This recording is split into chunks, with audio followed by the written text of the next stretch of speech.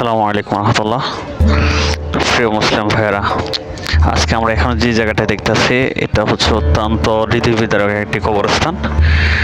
যে এটা হচ্ছে জাহিলিয়াতের যুগে আমাদের রাসূল সাল্লাল্লাহু আলাইহি সাল্লাম নবুয়তের প্রাপ্তির পূর্বে যে এখানে কন্যা সন্তান হলে যে জীবিত দাফন করা হতো, এটি হচ্ছে সেই কবরস্থান।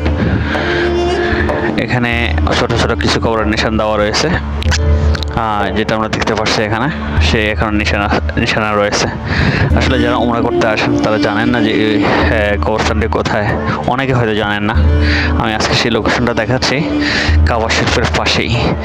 এই যে কাবা শরীফ, এই যে ক্লক টাওয়ারটা থেকে এই যে পাশে আসলেই, অথবা আরেকটা বিল্ডিং দেখাচ্ছি, যে পাশ থেকে যে বিল্ডিংটা দেখা যায় সাধারণত এটা সবাই পরিচিত। এটার নিচতলায় পাশে এই যে ওভারব্রিজের নিচে যে কবরস্থানটা, এটা হচ্ছে সেই কবরস্থান। এখানে হাজারো হৃদয় বিদারক দেশে শিশুর কবর রয়েছে, যেটা আমাদের মুসলিম সকল উম্মাকে হৃদয়কে কাঁদিয়ে তোলে।